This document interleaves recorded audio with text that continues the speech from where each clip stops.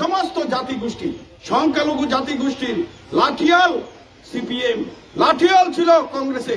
আজকের দিনে বলতে চাই, এই রাজ্যে ধর্মনগর থেকে সাবরুম পর্যন্ত যে সংখ্যালঘু জাতিগোষ্ঠী যে লাঠিয়াল হিসেবে ব্যবহৃত হয়েছে, এই দুই পার্টির কাছে সবচেয়ে বেশি জেলে গিয়েছে সংখ্যালঘু মানুষ, সবচেয়ে বেশি অত্যাচারিত হয়েছে সংখ্যালঘু মানুষ, সবচেয়ে বেশি রাজনৈতিক খুন হয়েছে সংখ্যালঘু মানুষ, সবচেয়ে বেশি অর্থনৈতিক অনুন্নত ছিল সংখ্যালঘু মানুষ।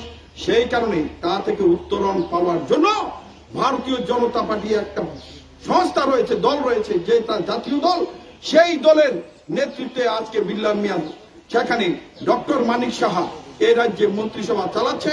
উনাকে এই রাজ্যের মানুষ আজকের দিনে বিশ্বাস করে, উনার প্রতি আস্থা রয়েছে, উনার প্রতি সমর্পণ রয়েছে। সংখ্যালঘু মানুষের উনি দরদি হিসেবে উনাকে চিহ্নিত রয়েছে। উনার ছোটবেলা থেকে উনি সংখ্যালঘু মানুষের সাথে বড় হয়েছে, সেখানে শান্তিপাড়া উনার জন্ম। উনি কিন্তু ওখানেই তার সংখ্যালঘু মানুষের সাথে উনি উঠা বসা করে বড় হয়েছে। উনার নেতৃত্বে আজকে যে সরকার করছে, রাজ্যের ত্রিপুরা রাজ্যে সিপিএম থাকার সময় বহু নেতা কর্মীরা জেলে যেতে হতো, মুসলিমরা বহু বাড়িঘর ভেঙেছে। বলুন তো দেখি, ত্রিপুরা রাজ্যে মানিক শাহ মুখ্যমন্ত্রী হওয়ার পরে কোনো আক্রমণ আছে? কিছু নেই।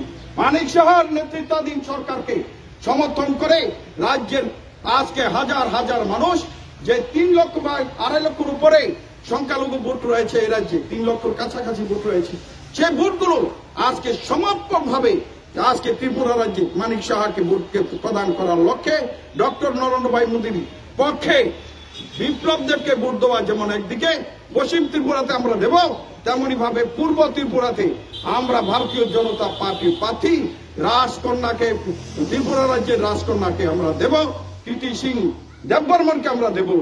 এই আহ্বান আমি রাখি।